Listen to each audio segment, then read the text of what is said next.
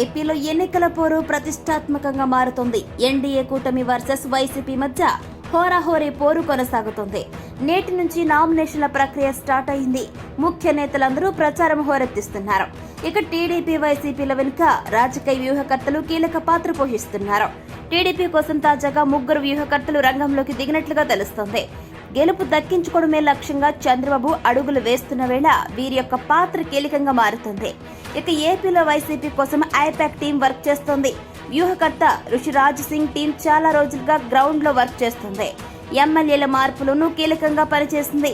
ఇప్పుడు జగన్ తో సహా పార్టీ నేతల ఎన్నికల ప్రచారంపైన ఎప్పటికప్పుడు నివేదికలు అందిస్తుంది. సామాజిక సమీకరణాలు, ఎన్నికల్లో చేయాల్సిన మార్పులు, అమలు చేయాల్సిన సూచనలపైన సలహాలు అందిస్తోంది. ఇటు టీడీపీ కోసం రాబిన్ శర్మ టీం చాలా రోజులుగా వ్యూహాలు అందిస్తోంది.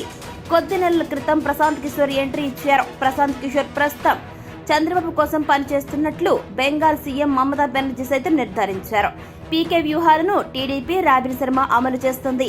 రాబిన్ శర్మ టీం టీడీపీకి రాజకీయ వ్యూహాలు అందించడం ప్రారంభించిన తర్వాత అనేక కార్యక్రమాలు నిర్వహించారు. సూపర్ 6 పథకాలు మొదలు బాదుడే బాదుడు, ప్రజాగళం వంటి కార్యక్రమాలకు రూపకల్పన చేశారు.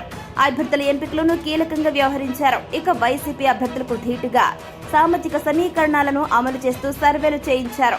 పొత్తుల్లో భాగంగా బీజేపీ, జనసేనకు ఇవ్వాల్సిన సీట్ల విషయంలో సూచనలు అందించారు.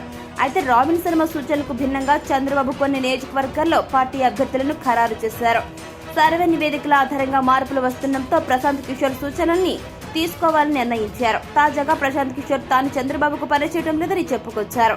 కానీ క్షేత్రస్థాయిలో మాత్రం ప్రశాంత్ కిషోర్ టీడీపీ కోసం నేరుగా పనిచేస్తున్న రాబిన్ శర్మ టీంకు సలహాలు, సూచనలు అందిస్తున్నారని సమాచారం.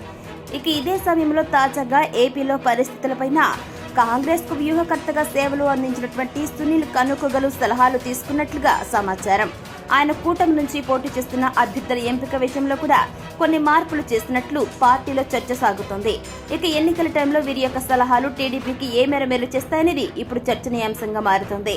ఇటు వైసీపీకి ఐపాక్ సహకారం అందిస్తోంది. దీంతో వ్యూహకర్తల్లో ఎవరి లెక్కలు కలిసి వస్తాయనేది కాస్త ఇంట్రెస్టింగ్ గా మారుతుంది.